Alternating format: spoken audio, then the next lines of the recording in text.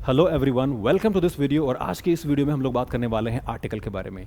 जी हाँ, आर्टिकल जो कि बहुत ही कॉमन ग्रामेटिकल पोर्शन है, जिसे करीब करीब सारी परीक्षाओं में प्रयोग में लाया जाता है। हमेशा कन्फ्यूजन की स्थिति बनी रहती है। आज सारे कन्फ्यूजन दूर करते हैं और गहराई समझते हैं कि आर्टिकल होता क्या है, क्या डेफिनेशन है और किस तरह से प्रयोग में लाया जाता है।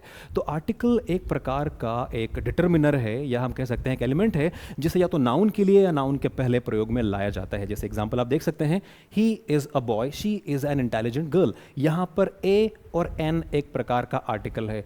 अभी मेरा आप लोगों से एक सवाल है कि आर्टिकल कितने प्रकार के होते हैं। आप में से शायद बहुत सारे लोग समझते होंगे कि आर्टिकल 3 प्रकार के होते हैं, ए, एन और द।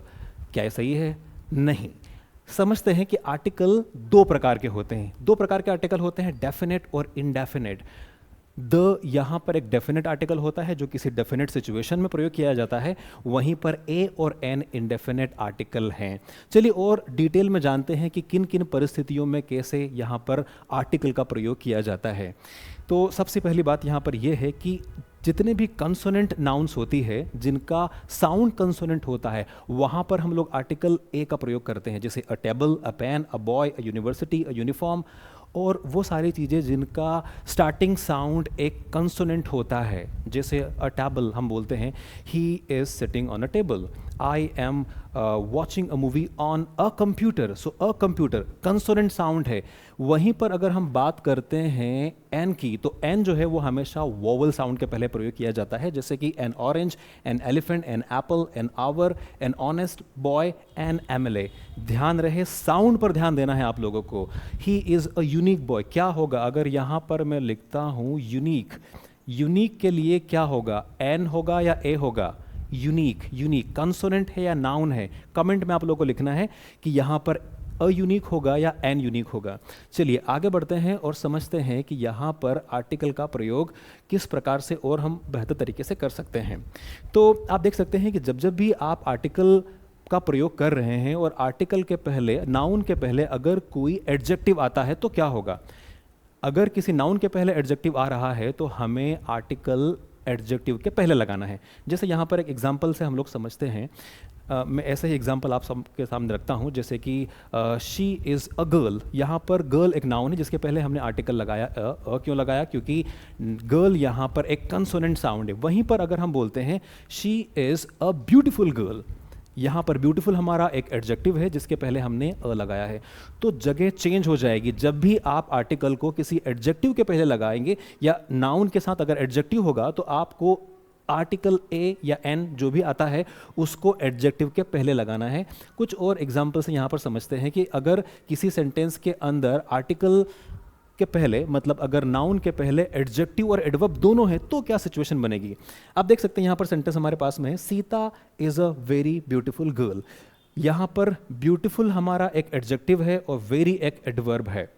हमने आर्टिकल कहाँ पे लगाया? हमने लगाया है एडवर्ब के पहले। तो this point has to be noted कि जब भी आपके पास में नाउन के पहले एडजेक्टिव और एडवर्ब दोनों होंगे, तो वहां पर आपको एडवर्ब के पहले, यानी कि एडजेक्टिव नाउन दोनों के पहले आर्टिकल का प्रयोग करना होगा। फिर इसके बाद अगर आपके पास सेंटेंस में कुछ इस प्रकार के शब्द आ रहे हैं, जैसे सच, वॉट, मेनी, रैदर, हाफ, अगर इस प्रकार के शब्द नाउन के पहले आ रहे हैं तो क्या करना होगा? तो क्या नाउन के पहले आर्टिकल आएगा या फिर इन शब्दों के पहले आर्टिकल आएगा? तो आप यहां पे देख सकते हैं, I have not seen such a girl. यहां पर हमने जो स्पेशल वर्ड्स हमारे आए हैं इनके बाद में आर्टिकल का प्रयोग किया है, न कि नाउन के पहले। मेनी अ गुड बुक्स, यहां पर मेनी हमारा स्पेशल वर्ड हो गया है, मतलब एक प्रकार का एडजेक्टिव है, और उसके बाद हमने यूज किया हुआ है। फिर आगे अगर हम लोग देखते हैं तो हमारे पास में है, यदि किसी एडजेक्टिव के पहले टू, सो, हाउ का प्रयोग होता है तो आर्टिकल एडजेक्टिव के बाद में प्रयोग किया जाता है। आप अपने डे टू डे लाइफ में इस प्रकार के सेंटेंसेस देखते होंगे। You are too dull a student, how beautiful a girl is she, it is a fine, it is fine a day, it is a fine day, it is fine a day. These are a different way of making sentences. फिर आगे बढ़ते हैं और हम लोग समझते हैं कि अगर आप ए और एन में से चूज करते हैं तो क्या होगा। सिंगुलर नाउन्स के पहले ए और एन का प्रयोग किया जाता है। It depends on sound also. जैसे शी इज अ गर्ल और she is the girl, she is a girls. तो यहां पर आप देख सकते हैं शी इज़ अ डॉक्टर, यहाँ पर डॉक्टर जो है वो सिंगुलर नाउन है, सिंगुलर के लिए हमने ए का प्रयोग किया है। कार यहाँ पर एक है, अम्ब्रेला यहाँ पर एक है, तो जब जब भी चीज़ें एक होंगी, सिंगुलर फॉर्मेट में होंगी, आपको ए और एन का प्रयोग करना होगा। वहीं पर अगर हम बात करते हैं कुछ ईडियम्स के बारे में, जैसे ये वो ईडियम्स हैं जो जनरली सेंटेंसेस में आते हैं, जैसे in a hurry, in a temper, in a moment, in a fix, a little, ये अपने आप में सारी अनकाउंटेबल नाउन्स है। लिटिल अनकाउंटेबल है, नॉइज अनकाउंटेबल है, लेकिन फिर भी यहाँ पर अ का प्रयोग किया जाता है। काउंटेबल और अनकाउंटेबल नाउन हम अगले वीडियो में कवर करेंगे। She replied in a moment, अब मोमेंट यहाँ पर अनकाउंटेबल नाउन है, लेकिन फिर भी हमने अ का प्रयोग किया because this is in the form of idiom. तो ये जब जब भी आपके सामने ईडियमैटिक सेंटेंसेस होंगे, ईडियम होगा, तो वहां पर इंडेफिनिट आर्टिकल का प्रयोग आपको करना होगा। चलिए आगे बढ़ते हैं कि वर्ब का प्रयोग नाउन के रूप में होने पर आर्टिकल, इंडेफिनिट आर्टिकल का प्रयोग किया जाता है। अब इस सेंटेंस में आप देखिए, he gave me an answer to the question, यहां पर क्या हुआ है, यहां पर आपने नाउन के रूप में एक प्रयोग किया है एक वर्ब का, मतलब एक वर्ब है जिसे नाउन के फॉर्मेट में आपने यूज किया है। यहां पर वॉक जनरली क्या होता है, वॉक एक वर्ब है, लेकिन यहां पर आपने उसे यूज किया है नाउन के रूप में।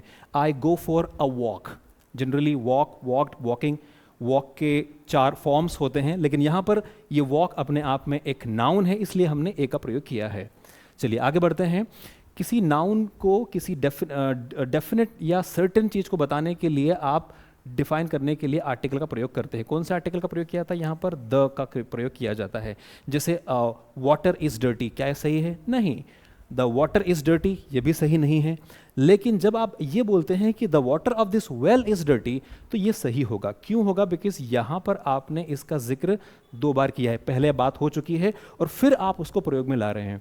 तो सीधी सी बात है कि जब किसी चीज़ या किसी वस्तु के बारे में पहले से बात की जा रही है और फिर से आप उसको दोबारा प्रयोग में जब लाते हैं, तो आर्टिकल द का प्रयोग किया जाता है। He is the boy who met me yesterday, ठीक है। तो these are the different forms of article. अभी नेक्स्ट वीडियो में हम लोग और बात करने वाले हैं, आर्टिकल को और डिटेल में पढ़ने वाले हैं। आपके जो भी सवाल या क्वेश्चन है आप कमेंट में लिख सकते हैं। See you in the next video.